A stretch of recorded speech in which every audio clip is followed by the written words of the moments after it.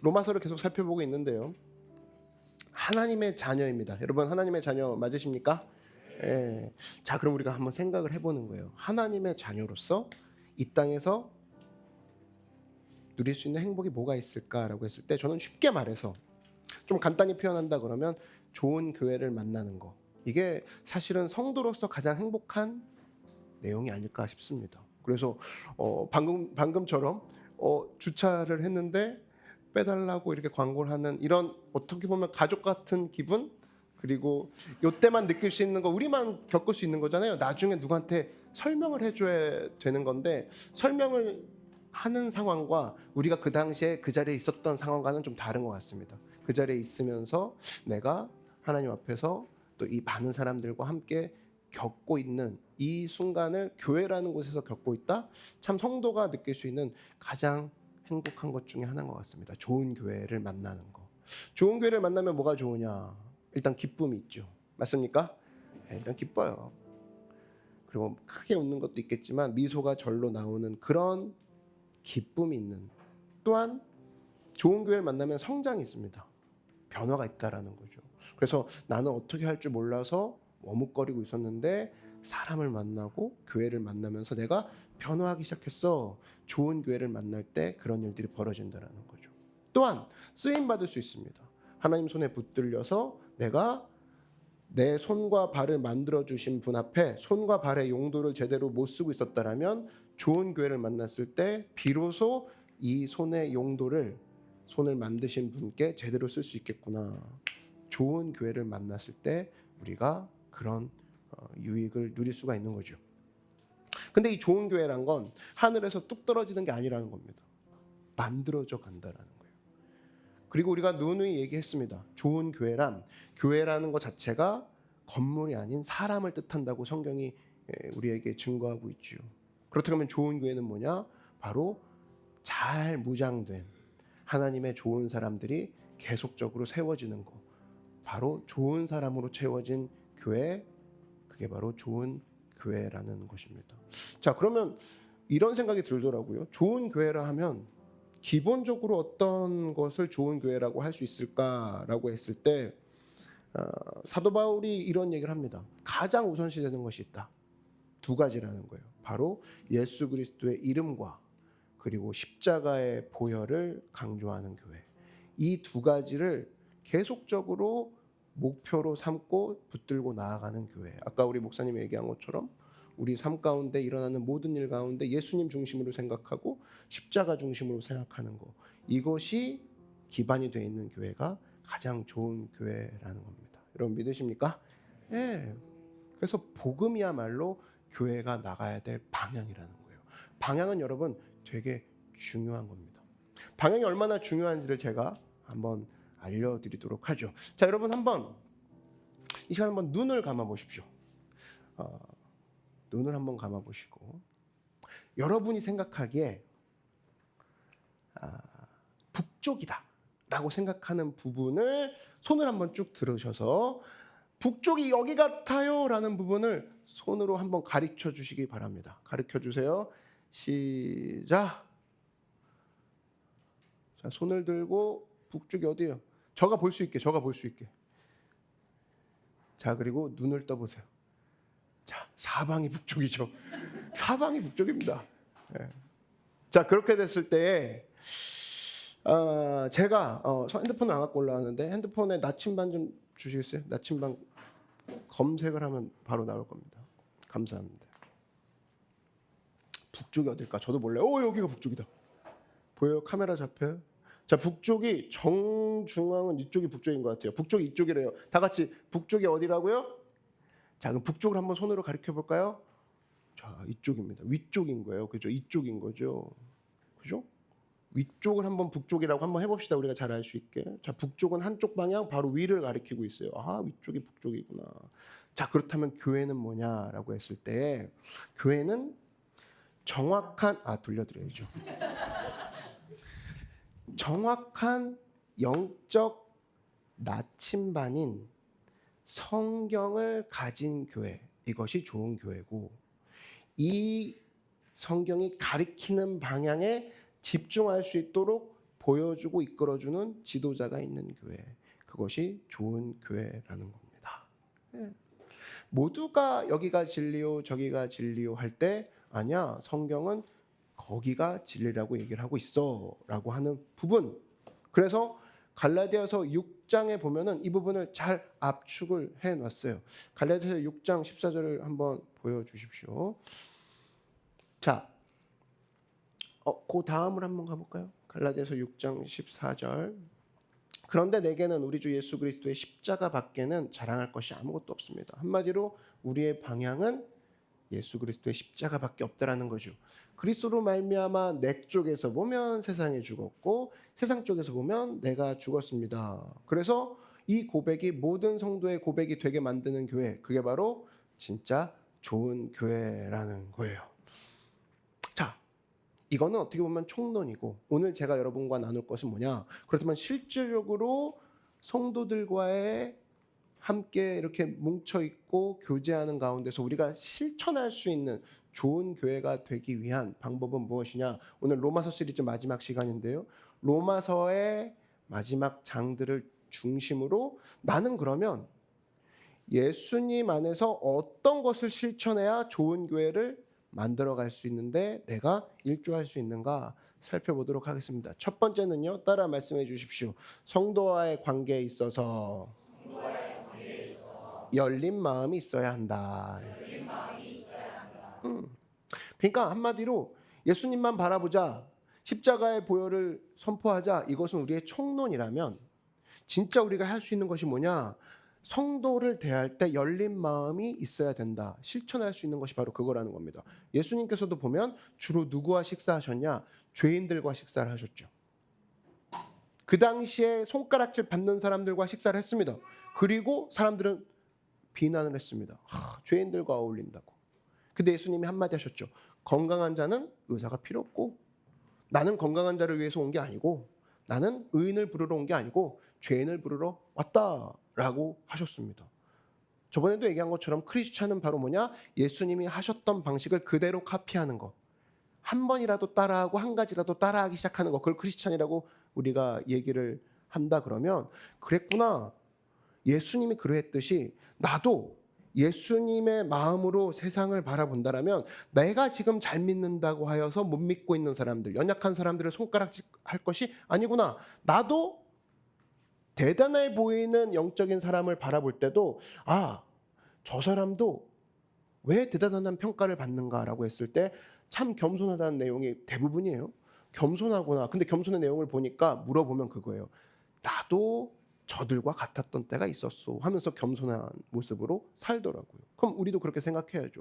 그래, 내가 저 사람이 믿음이 적다고 비난할 게 아니라 나도 저럴 때가 있었지라는 마음으로 그들을 대해주는 열린 마음. 이게 로마서에서 계속적으로 강조하고 있는 내용, 실천을 빠르게 할 수 있는 내용이라는 겁니다. 자, 우리가 로마서를 쭉 살펴봤습니다. 로마서는 어떤 배경으로 출발했느냐라고 했을 때 사실 사도 바울이 너 옛날 생각해봐. 너도 그랬던 사람이니까 남 비판하지 마. 이 얘기가 앞에 이제 주를 이루는 건데 그 얘기가 나올 수밖에 없는 배경이 로마 교회였어요. 뭐냐면 유대인과 이방인이 같이 살았습니다. 같은 교회에 있었어요. 근데 유대인들은 어땠냐? 원래 유대인들만의 교회였는데 로마 황제의 명령으로 말미암아 쫓겨났다가 돌아왔거든요. 그랬더니 이방인이 자리 잡고 있는 거야. 근데 유대인은 원칙이 뭐였냐면 음식을 굉장히 가려서 먹었습니다. 일단 세 가지를 안 먹었어요. 목매서 죽인 짐승 안 먹고요. 돼지고기 안 먹고요. 피 안 먹었습니다. 그러니까 유대인들은 철저하게 가려 먹었어. 어느 정도냐면 사도행전 10장에서 베드로가 음식 가려 먹는 거를 하니까, 왜냐면 그 사람은 유대인의 피가 흐르고 있으니까 바울이 뭐라고 합니다. 네가 그러고도 예수의 제자냐고. 그 정도로 유대인들이 참 까먹기도 잘하고 내가 예수님 믿고 변화됐습니다 보다 나는 원래 이런 거 잘 안 먹어. 부정탄 음식이잖아 라고 가르는 게 늘 먼저 앞설 정도로 굉장히 유대인들은 그런 문화에 젖어 있었어요. 근데 이방인은 어떠냐? 우리처럼 아무거나 다 잘 먹는 사람들이에요. 이 두 사람이 섞여 있는 거야. 그러니까 옆에서는 돼지고기잖아 안 먹어야 돼. 이거는 먹지 마. 피자는 안 먹어. 이러고 있는데 옆에서는 막 야, 먹을래 막 이러고 있어. 근데 둘이 어떤 상황이 벌어지냐면 얘는 안 먹는다고 뭐라고 하고 얘는 먹는다고 뭐라고 합니다. 아유 촌뜨기들, 그리고 아유 저 고지식한 사람들. 계속 이런 상황들이 벌어지고 있는 게 로마 교회였고, 그 로마 교회 상황을 향해서 바울이 편지를 쓴 게 로마 선거죠. 그러면서 핵심이 뭐냐? 부수적인 것에 매달리지 말라는 거예요. 본질을 놓치지 마라. 그 내용이 로마서 14장 1절에서부터 나오기 시작합니다. 자, 쉬운 성경으로 갖고 와봤습니다. 믿음이 약한 사람을 따듯이 맞아주고, 아마 이방인을 얘기하는 걸 거예요. 유대인들이 콧대가 높았거든. 야, 나는 아브라함이 우리 할아버지야. 너는 어디서 보지도 못한 사람이 예수 믿었다고 교회에 발을 들여놔? 이러고 있을 때 얘기하는 거예요. 믿음이 약한 사람을 따듯이 맞아줘라. 그리고 그의 의견을 함부로 비판하지 말아라. 하여튼 넌 이방인이니까 그 소리지. 이 얘기하지 말라는 거예요. 들어주라는 거예요. 그리고 어떤 사람은 무엇이든지 먹을 수 있는 믿음을 가졌지만 이방인의 마음은 그거였어요. 예수 믿었으니까 다 해도 되는 거 아니야? 다 해도 되는 거 아니야? 이걸 막 선을 넘어서까지 갔어.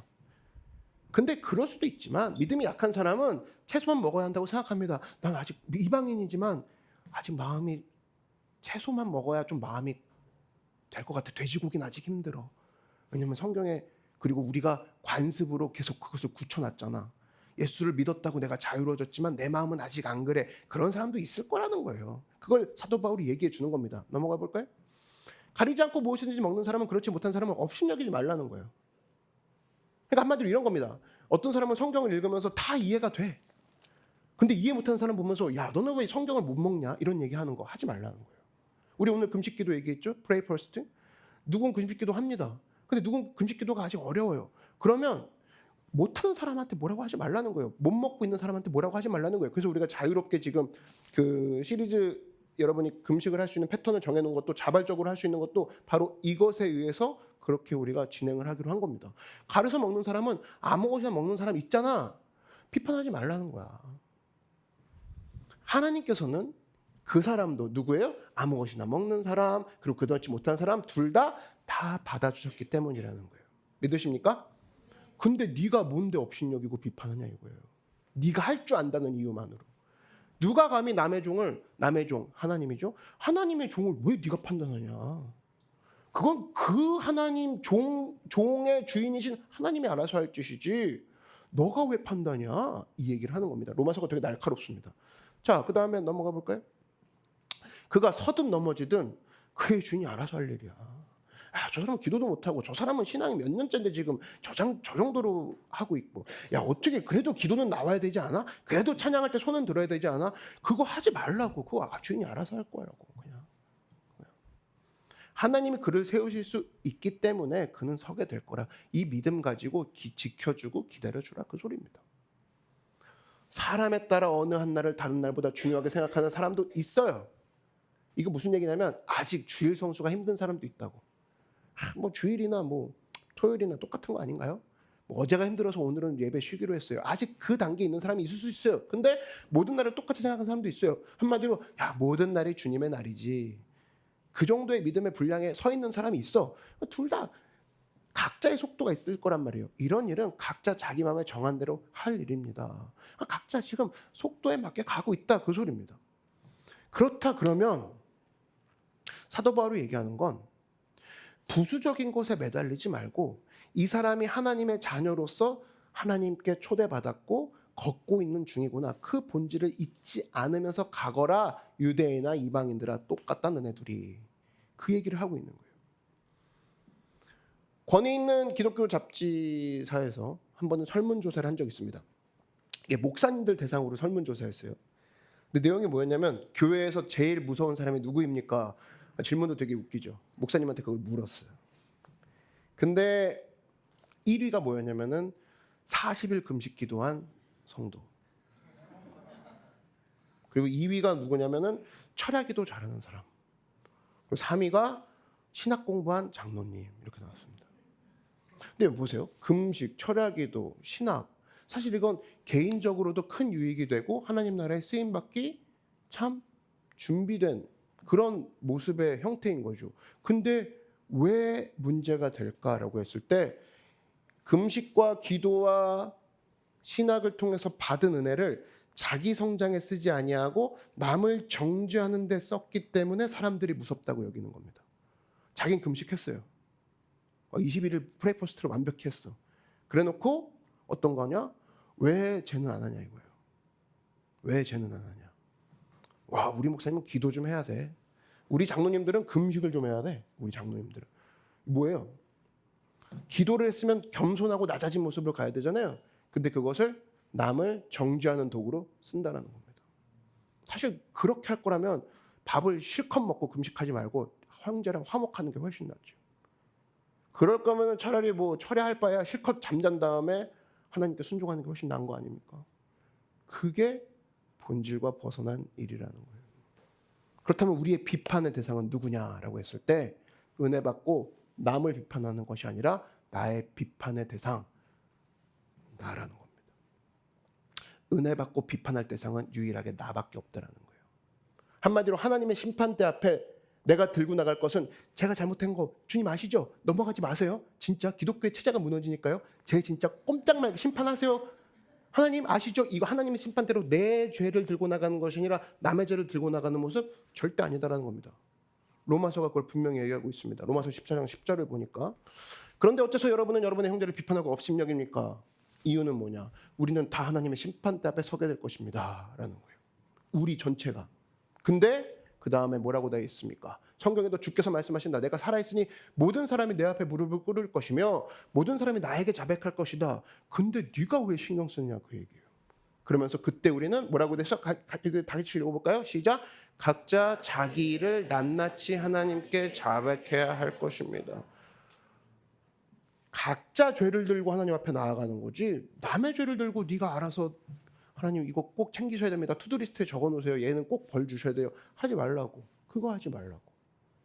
그가 알아서 할 일이라는 거예요. 그가 할 일. 사실 더 무서운 이야기죠. 그랬을 때 형제는 우리가 받은 은혜로 나는 프레이퍼스트 했는데 나는 예배 나왔는데 너는 왜 안 나왔어를 은혜를 정죄하는 데 쓰는 동력으로 쓸 게 아니라 받은 은혜를 어디에 써야 되느냐. 비판하려면 나를 비판하고 여전히 부족하구나. 여전히 내가 늘 흔들리구나. 나를 비판하는 데 쓰고 동시에 주신 은혜를 어디에 써야 되냐? 형제를 격려하는 데 쓰라는 거예요. 그겁니다. 내게 받은 은혜를 격려하는 데 쓰라는 거예요. 예수님이 그 모습을 보여주신 게 있죠. 1년의 사건이지만 예수님이 십자가 지시기 전에 겟세마네 동산에서 기도를 하십니다. 굉장히 심각한 상황이었어요. 근데 제자들한테 같이 기도해 줄래? 너가 나랑 3년 반 동안 있었으면 기도는 할 수 있잖아. 그런 의미로 믿음의 제안을 하신 것 같습니다. 근데 제자들의 결과는 어땠습니까? 전부 다 잤죠. 그래서 예수님이 한마디를 하시죠. 야, 육신은 약하구나. 마음은 원이로되 네가 육신이 약하구나. 제자들이 미안하기도 했겠지만 사실은 그것 때문에 격려가 됐을 겁니다. 아, 주님이 알아주시네. 근데 이걸 뭐라고 하느냐? 이거를 성도의 능력이라고 얘기하는 거예요. 그렇게 얘기할 수 있는 사람이 진짜 파워 있는 사람이라는 겁니다. 근데 우리는 어떻습니까? 야, 네가 3일도 아니고 3년을 예수님이랑 있으면서 기도 하나 안 되냐 지금? 이러면서 우리는 그를 정죄하기 시작할 겁니다. 왜? 그게 되게 기분 좋거든요. 여러분 정죄는요 묘한 카타르시스가 있습니다. 얘기하는 순간 내가 그들보다 우월하다는 느낌을 받거든요. 노력 들이지 아니하고. 굉장한 도파민 낭비인 거죠. 사실 이거는 병인 거죠. 내가 정죄를 하는 이유는 정죄를 하면서 내가 순간적으로 쇼핑 중독과 같이 뭔가를 얻어낸 거죠. 명성을. 그리고 그들보다 우월함을. 근데 사실은 이것은 거품처럼 사라지고 만다는 겁니다. 성경이 얘기하는 거예요. 절대 험담하지 말고 절대 비판하지 말라는 거예요. 너는 너 할 것이나 하라. 그래서 베드로가 하나님 앞에 예수님 앞에 쟤는 어떻게 될 겁니까? 요한도 쟤는 어떻게 될 겁니까? 할 때 둘 다 조용히 시켰잖아요. 상관하지 마라. 내가 쟤를 어떻게 하든 네가 무슨 상관이냐? 너는 너 할 것이나 해라. 성경의 정신이 그겁니다. 너는 너 할 것이나 해라. 근데 우리가 할 것이 바로 뭐냐? 주신 은혜로 나를 돌아보고 비판할 거면 나를 비판하고 스스로를. 형제는 어떻게 하라? 격려하라. 이것을 통해서 교회를 세워나가는 저와 여러분들에게 주의 이름으로 축원합니다. 그러니까 받은 은혜를 그렇게 써야 된다. 두 번째입니다. 두 번째 뭐냐면 성도는 연약한 자를 위하여 따라해 주십시오. 절제할 줄 알아야 된다. 절제 그러면 우리 되게 싫어하고 절제의 품목을 막 따집니다. 이건 절제하고 이건 안 해도 돼요? 이건 했으니까 뭐 괜찮나요? 해도 된다고 하던데 사람들이 뭐 이런 걸로 따집니다. 사실 그 마음속에 어떻게든 해보려고 하는 마음이 있죠. 근데 사실 이거는 올바른 정답의 접근이라고 할 수 없어요. 왜? 그 사람은 언젠가 하기로 마음 먹었기 때문에 숨던지 뭐 안 보이는 상황에서 어떻게든 하고 말 거거든요.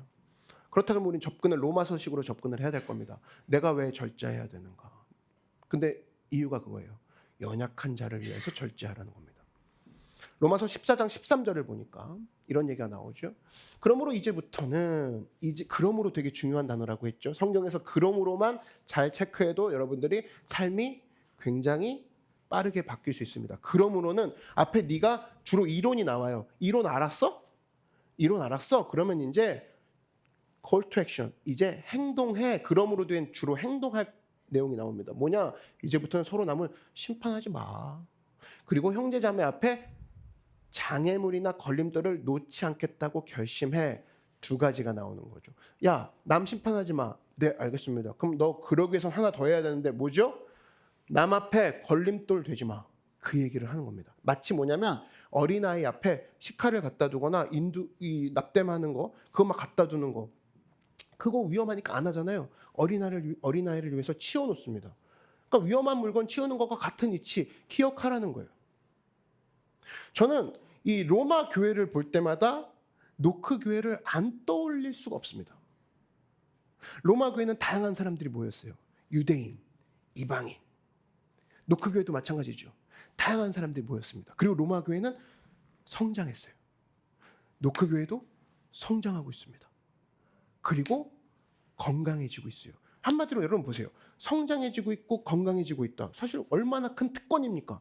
근데 성장하고 건강해지고 있다라는 것에는 뒤에는 큰 책임도 함께 따라가고 있다라는 것을 잊지 말라는 거예요. 사도 바울이 그걸 얘기하는 겁니다. 야, 로마 교회가 지금 너희들끼리 유대인과 이방인이 투닥거리긴 하지만 그래도 뭉쳐서 가고 있잖아? 그러면 이게 좋아할 것도 좋아하는 거지만 이 뒤에는 사실 큰 책임이 따라가. 그걸 인식하렴. 저는 이러한 바울의 인식처럼 여러분 노크가 지금은 성장하고 부흥하고 건강해져 있지만 우리에게는 져야 될 책임도 있어 라고 인식하는 사람도 이 자리에 많은 줄 믿습니다. 그러니까 그게 우리가 바라봐야 될 모습이라는 거예요. 그래서 바울은 로마 교회가 도달할 골이 있어요. 우리가 예수님을 바라보자. 십자가를 바라보자. 여기에 집중시키기 위해서 모든 사람들의 초점을 여기에 맞춘 것처럼 노크도 우리의 골, 예수님이 말씀해 주신 그 골에 도달하기 위해서 우리가 초점을 맞춰야 된다고 생각합니다.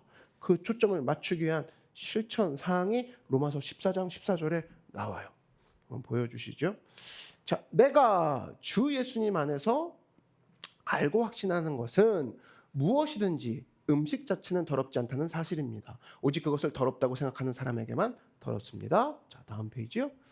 그러나 만일 여러분의 형제가 여기서부터가 중요한 거예요.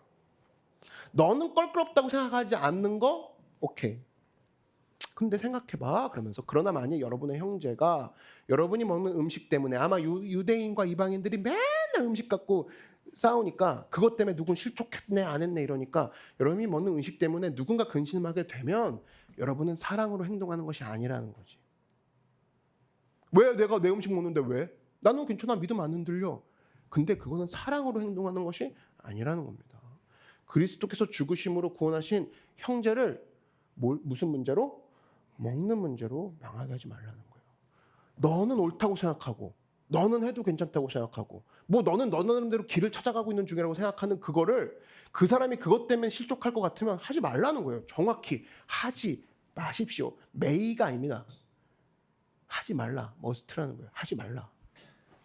그 다음에 볼까요? 그러므로 또 그러므로죠. 여러분이 옳다고 생각하는 것이 비난의 대상이 되지 않게 하십시오. 음식 문제를 가지고 하나님의 일을 망쳐놓지 말라는 거예요. 음식은 다 좋은 것이지만 어떤 음식을 먹어서 다른 사람을 죄짓게 한다면 그것은 나쁜 것입니다라는 겁니다. 그러면서 또 이어서 볼게요. 다 나온 건가요? 여러분의 형제를 넘어지게 하거나 꺼림칙하게 하는 것이라면 고기도 먹지 말고 포도주도 마시지 말고 그 밖의 일도 삼가는 것이 좋습니다. 내용은 뭐냐면 약한 자 있잖아. 무너지게 하지 마. 이유는 그 사람 언제 하나님이 쓰실지 몰라. 근데 왜 네가 먼저 무너뜨리니? 그 얘기를 하고 있는 거예요. 여러분 노크 교회는요. 많은 사람, 다양한 사람이 오는 것을 환영합니다. 여러분 그런 마음으로 우리가 이 자리에 서 있는 거 맞죠? 예, 새로운 사람, 하나님께서 멀리 떨어진 사람이 계속적으로 가까이 오게 만드는 거. 우린 그걸 위해서 준비하고 있는 교회고 그것을 목적으로 삼고 있는 교회예요. 그게 바로 노크 교회입니다. 근데 하지만 기억해야 될 게 있어요. 더 나아가서 오늘 바울이 얘기한 것처럼 우리는 많은 사람들이 오는 것뿐 아니라 우리가 그들에게 있어서 걸림돌이 되지 말아야지, 이것을 요구하고 있는 성경의 외침도 우리가 들을 줄 알아야 된다는 거예요. 여러분이 계속 유지하고 싶은 관습이 있을 겁니다. 여러분이 계속 선호하고 싶은 그런 취향이 있을 거예요. 여러분이 계속 관행을 유지하고 싶은 뭔가가 있을 겁니다. 근데 생각해 보라는 거예요, 한번. 그거를 막 고집하기 전에 생각해 보라는 거예요. 약한 자가, 새신자가, 그리고 이제 막 예수 믿은 사람이, 그리고 아직 믿음이 거기까지 도달하지 않은 사람이 그거 보고 오해할 것 같으면 그렇게 하지 말라는 거예요. 그거 보고 오해할 것 같으면 그렇게 하지 말라는 겁니다. 예를 들면 이런 거죠. 제가 밖에서 밥을 먹어요. 밖에서 밥을 먹는데 사장님이 오는 거죠. 아, 목사님, 저기 죄송한데 컵이 소주잔밖에 없는데 어떻게 괜찮으셨겠어요? 주세요. 뭐 먹죠. 먹어야 될까? 창밖에 통유리가 비치는 교회 앞이야. 주일이야, 주일. 근데 나는 물이야. 소주잔 지금 갖고 계신 분 없죠? 이제 재료가 준비가 안 돼갖고. 난 물인데 뭐 어떤데 뭐. 그리고 소주잔이라고 해도 뭐 이게 뭐 믿음을 흔들리는 건가? 그러면서 나 혼자 그냥 두고 먹어. 그리고 밥이랑 같이 막 이렇게 먹는 느낌. 그리고 여기 뭐 벌레가 자꾸 있나면서 이러면서 먹어 막. 해야 돼요, 말아야 돼요? 그게 죽고 살 문제라는 거예요. 하지 말라는 거예요. 목에 물이 타고 넘어가도 소주밖에 없어요? 아, 그럼 오해할 수도 있겠는데 괜찮습니다. 이렇게 돼야 되는 거지. 저는 뭐 양심에 꺼리낀 적 없습니다. 뭐 주님 심판대 앞에까지 들고 갈 수 있어요. 그건 다른 문제야. 그건 앞에서 다른 문제고 성도와의 관계를 얘기하는 거죠. 제가 리더들과 모임을 했습니다. 그리고 와 시즌 2 너무 열심히 잘했어요. 파이팅. 우리 크루 리더들 너무 좋았어요. 사진 한번 찍을까요? 사진 찍었는데 뒤에 호프집 간판이 딱 걸려 있어. 집에 와서 봤더니 호프집 간판이 딱 있어. 막 생맥 하나 더 드립니다. 막 이런 게 찍혀 있어. 너무 잘 나왔어. 근데 이거 올려야 돼, 안 올려야 돼?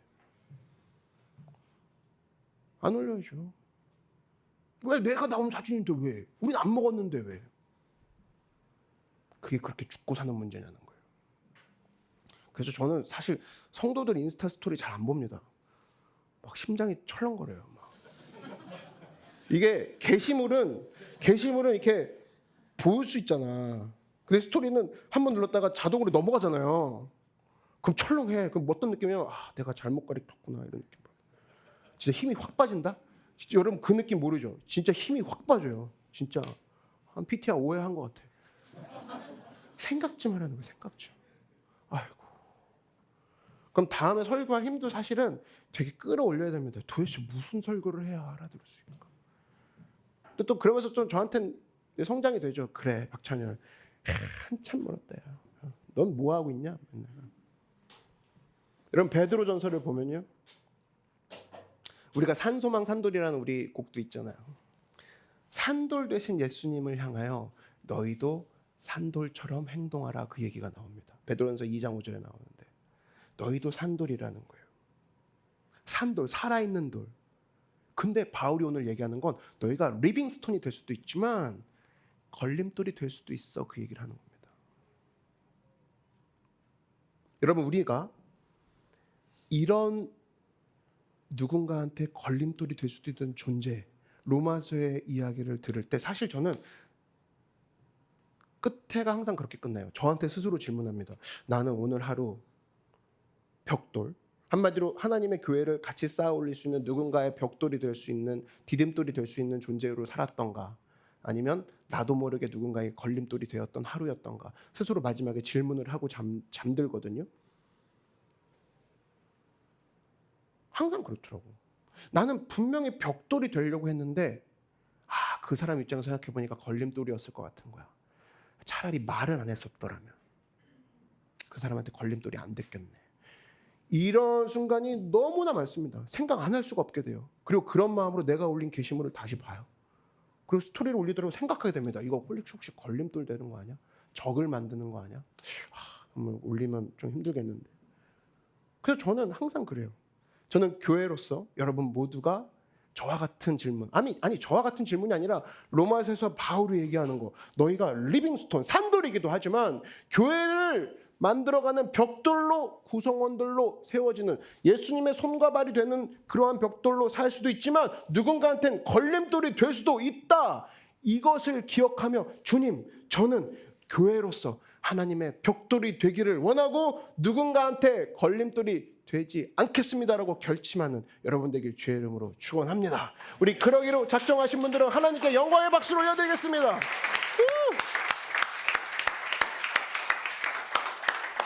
자, 그렇다면 봐요. 내가 하나님의 형제를 비판하지 아니하고 나 스스로를 돌아보며 살아. 근데 이것으로 과연 우리는 어디를 향하고 있냐라는 질문 앞에 로마서 15장은 멈추지 않고 우리한테 그거를 얘기해 주고 있습니다. 로마서 15장을 보면 이런 얘기가 나오죠. 우리의 어떻게 보면 나침반과도 같습니다. 한번 보여주시겠어요? 로마서 15장 13절. 소망의 하나님이 우리의 나침반이 나옵니다. 모든 기쁨과 평강을 믿음 안에서 우리에게 충만하게 하셔서 어떻게 할 거냐? 성령의 능력으로 소망이 각자에게 넘치게 하시는 거.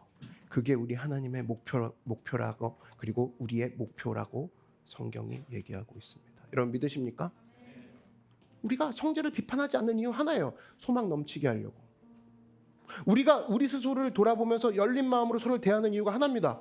소망으로 넘치게 하려고. 근데 우리 힘이 아닌 성령의 힘으로, 예수님의 사랑으로. 믿으십니까? 근데 네가 그것들을 가뿐히 제낄 수 있다는 거예요. 비판함으로. 그리고 네가 약한 자를 위해서 절제하지 않는 걸로는 충분히 그들로 하여금 예수님의 사랑에 상처받고 오히려 교회에 상처받는 모습으로 걸림돌이 될 수도 있다는 것을 경고하고 있는 겁니다. 여러분, 노크교회는요, 정말 많은 사람들이 희생과 재물과 자신의 모든 것을 부어서 하나님 앞에 만들어 세워 나아가는 교회인 줄로 믿습니다. 그게 노크교회라는 거예요. 지금 여러분 저와 무엇을 하고 있느냐? 여러분은 저와 함께 예배할 수 있는 집을 만들어 가는 중입니다. 근데 그 집을 만드는 원동력이 바로 무엇이냐? 우리의 근육의 힘, 우리의 두뇌의 지혜가 아닌 예수님의 사랑으로, 하나님의 사랑으로 그 집을 만들어 갈 수 있다라는 거예요.